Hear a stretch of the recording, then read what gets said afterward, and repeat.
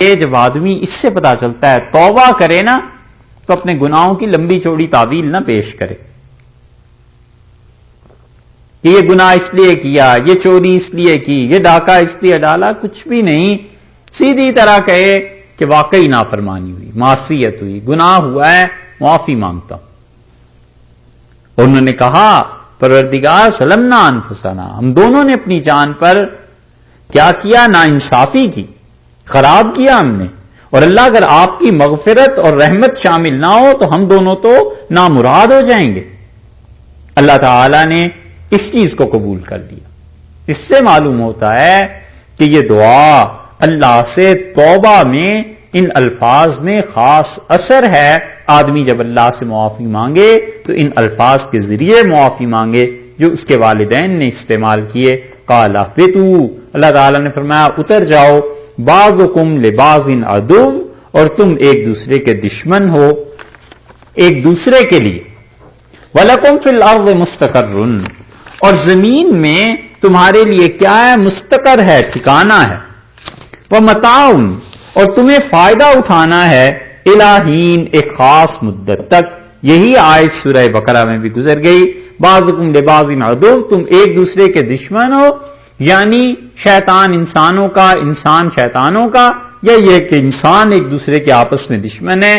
زمین پر ایک وقت تک تم نے ٹھہرنا ہے اور فائدہ اٹھانا ہے، اور اس کے بعد میرے پاس آ جاؤ. قال فیہا تحیون، اللہ نے فرمایا، اللہ تعالی نے، کہ فیہا تحیون، اسی میں تم جیو گے، زمین میں. وفیہا تموتون، اور اسی میں تم مرو گے. ومنہا تخرجون، اور تم اسی سے نکالے جاؤ گے. اور یہ دلیل ہے اس کی بھی کہ سیدنا مسیح علیہ الصلوۃ والسلام بھی واپس آئیں گے، اسی زمین میں دفن ہوں گے، اور حشر جب ہوگا یہاں سے بھی وہ بھی اٹھائے جائیں گے. جس چیز کو شیطان نے نتیجتاً خدا کی نافرمانی اور معصیت میں یہ چیز پیش آ گئی کہ جسم ننگا ہو گیا، اللہ تعالی نے اسی لیے یہاں سے لباس کی بات شروع کی اور فرمایا یا بنی آدم، اے آدم علیہ الصلوۃ والسلام کی اولاد، قد انزلنا علیکم، ہم نے تم پر نازل کیا ہے لباسن، لباس. تین طرح کے لباس کا ذکر فرما رہے ہیں. انزلنا کا مطلب ہم نے پیدا کیا ہے، نازل کرنا یعنی ہم نے پیدا کیا ہے. ایک لباس تو ایسا ہے، لباسن، پہلا لباس جواری سواتکم، جو تمہارے لیے پوشاک ہے، ڈھانپے تمہارے جسم کو، یہ ایک لباس ہو گیا. وریشا، اور دوسرا لباس ایسا پیدا کیا ہے، اللہ نے تمہیں بھیجا ہے جو تمہاری رونق کا سبب ہے. ولباس التقوی، اور تیسرا لباس خدا نے تمہیں دیا ہے ذالک خیر، یہ بہت اچھی چیز ہے جو اللہ نے تمہیں دی ہے. یہ تین طرح کے لباس ہو گئے.